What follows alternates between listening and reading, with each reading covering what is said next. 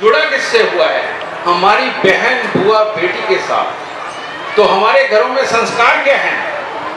बहन घर पे आए तो मीठे से खाली ना जाए। हमारी बेटी हमारे घर से आए, घर पे आए तो उसको शगुन के रूप में भी हमने सब कुछ देना है।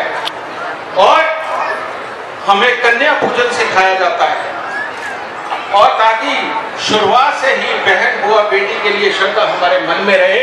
और जो इंसान बहन बुआ बेटी के लिए श्रद्धा मन में रखता है और कन्या पूजन करता है, उसको माँ दुर्गा का आशीर्वाद कौन सा मिलता है?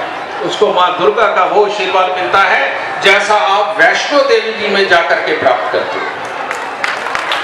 वैष्णो देवी जी में जाके क्या प्राप्त करते हैं? आप वहां देखिए 3 पिंडी है, बीच में माँ लक्ष्मी है, राइट हैंड पे देखते हुए आप देखिए आपको माँ सरस्वती नजर आएगी, और राइट हैंड पे देखेंगे तो आपको माँ काली नजर आएगी। तो क्या सरस्वती यानी कि ज्ञान और जान पहचान जो मंगल भी पैदा करते हैं, और इसके जरिए मीठी बोली से माँ सरस्वती वीणा बजाती है।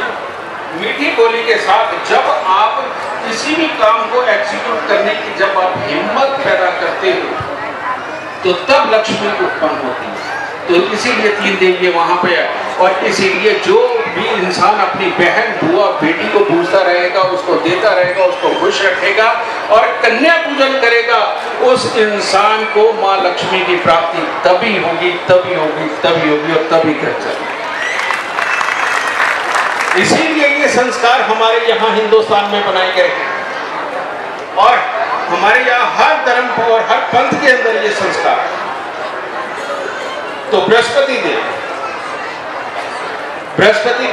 यानी कि श्री ब्रह्मा जी की पूजा का विधान नहीं है, हमारे शास्त्रों में उसको निषेध किया गया, वो एक वजह है, फिर कभी करेंगे। लेकिन यहाँ पर जो विराजमान है स्टेज के ऊपर, ये सारे ब्रह्मा, इनका पूजन, इनका अर्चन है, इनको याद रखना, इनकी सेवा करना, इनका अनुसरण करना।